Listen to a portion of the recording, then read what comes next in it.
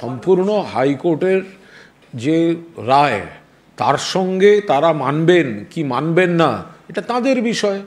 এই যে 26,000 যাদের কর্মচ্যুতির কথা সুপ্রিম কোর্টের রায় বলা হয়েছে, তো মাননীয় মুখ্যমন্ত্রী এবং রাজ্য সরকার তো সেই কর্মচ্যুতির রায়ের বিরোধিতা করছে। রিভিউ পিটিশন থেকে শুরু করে আইনে যেভাবে এনাদের চাকরির সুরক্ষা দেওয়া সম্ভব সেগুলো করছেন। অন্তর্বর্তীকালীন সময়ে কিছু রিলিফ স্টেপস সেটাও গভর্নমেন্ট নিয়েছেন।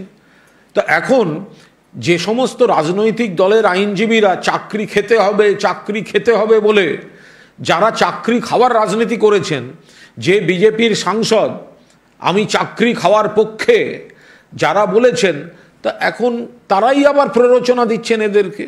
তো এদেরকে দিয়ে বসিয়ে বিকাশ ভবনের সামনে বসতে হবে, গেট ভেঙে ঢুকতে হবে, সরকারি কর্মচারী যারা বিকাশ ভবনে চাকরি করেন তাদের বাড়ি যেতে দেওয়া হবে না, পুলিশকে ইট পাটকেল মারা, এই অংশটা করাচ্ছেন।